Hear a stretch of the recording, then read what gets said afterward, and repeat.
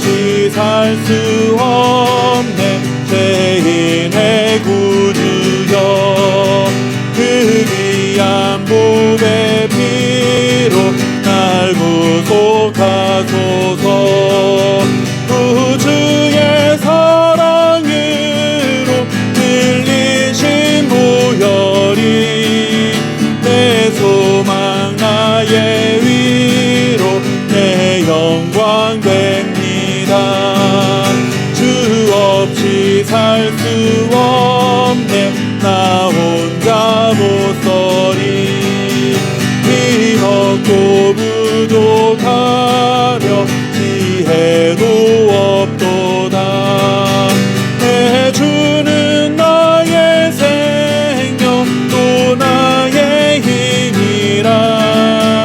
주님을 의지하여 지혜를 얻으리. 주 없이 살 수 없네. 내 주는 하신다. 내 영의 깊은 강구 마음의 소원을 그 밖에 나의 마음이 알아주리요. 내 마음 위로하사 영혼케 하시네. 주 없이 살 수 없네. 세월이 흐르고 이 깊은 고독 속에 내 생명 끝나도 사나운 풍랑일 때 날 지켜주시니 내 곁에 계신 주님 늘 힘이 되시네.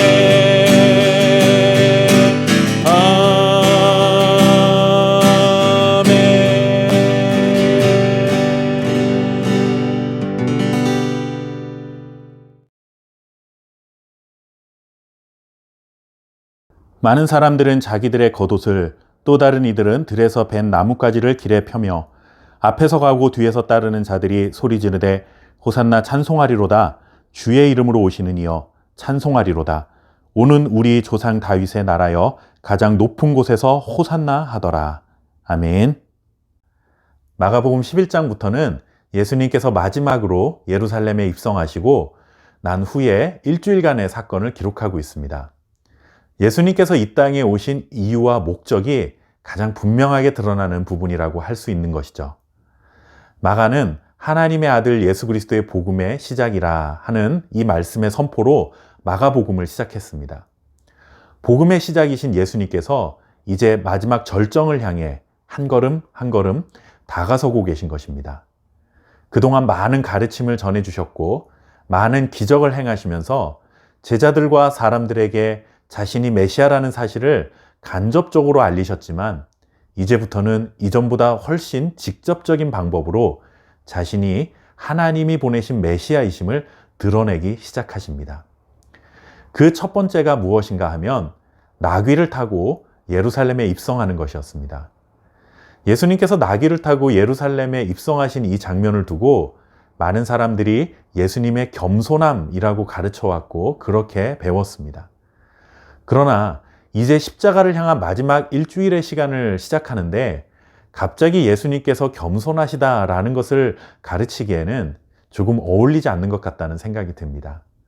물론 예수님이 겸손하지 않으셨다 하는 것이 아니라 우리가 흔히 생각하는 겸손함을 말씀하시기 위해 이런 나귀 새끼를 탄 사건을 기록한 것은 아니다 하는 것이죠.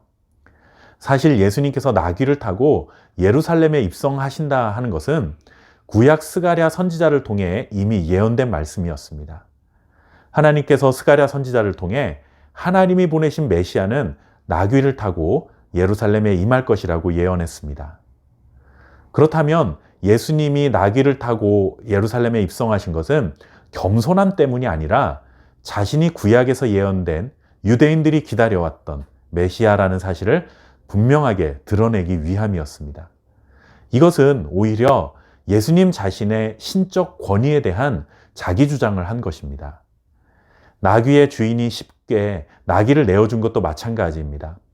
이 사람이 겸손한 마음으로 전적으로 순종했다 하는 것보다는 메시아가 임하면 나귀를 타고 예루살렘에 입성한다는 스가랴 선지자의 말씀이 성취되기를 기대하고 있었기 때문에 그렇게 행동할 수 있었던 것입니다. 제자들은 자기들의 겉옷을 나귀 위에 얹어 놓았습니다.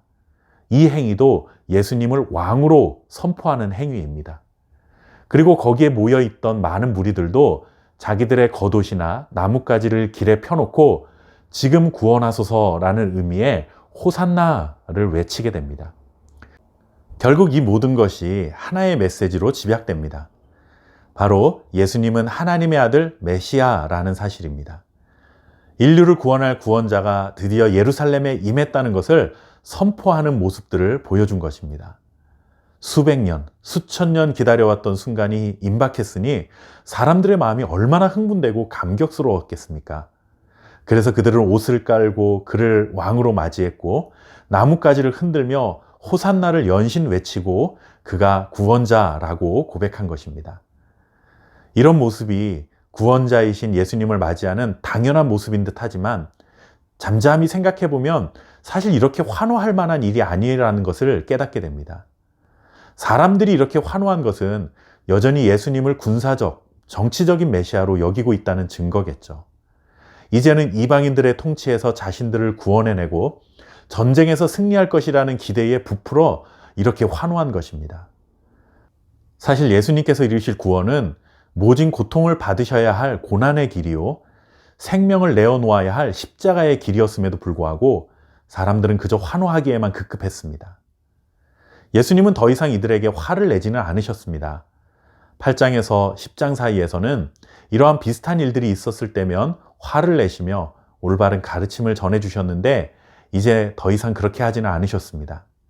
이것은 예수님께서 이제 가르치기를 포기하신 것이 아니라 얼마 후면 십자가의 죽음과 부활을 통해 그동안의 모든 가르침이 밝히 드러나게 될 것을 아셨기 때문입니다. 우리는 이렇게 우리가 기대했던 모습을 보일 때만 예수님을 하나님의 아들이요 구원자라고 환호하고 있지는 않은지 생각해 보게 됩니다. 나에게 승리를 가져다 주고 나의 성공을 보장해 주실 것 같을 때, 그럴 때 우리는 환호합니다. 세상에서 믿음이 제일 좋은 사람의 모습으로 살아가죠. 그런데 그렇지 않을 때는 어떻습니까? 내가 원했던 승리가 아닐 때, 내가 원했던 성공이 아닐 때, 과연 그때도 예수님을 나의 구주로 고백하는 믿음이 있는지 생각해 보는 것이죠. 믿음은 내 감정에 따라 확신을 가졌다 말았다 하는 것이 아닙니다. 믿음은 내 감정을 따라 움직이는 것이 아니라 예수님에 대한 변함없는 신뢰를 고백하는 것입니다. 예수님이 승리자로 나타나건 아니건 간에 그 모습에 상관없이 예수님은 언제나 하나님의 아들 메시아라는 확신을 갖는 것, 바로 그것이 믿음입니다. 내가 기대했던 모습의 예수님이 아닐지라도 예수님을 구원자로 영접하고 의지할 수 있는 믿음의 사람들이 되시기를 바랍니다. 감사합니다.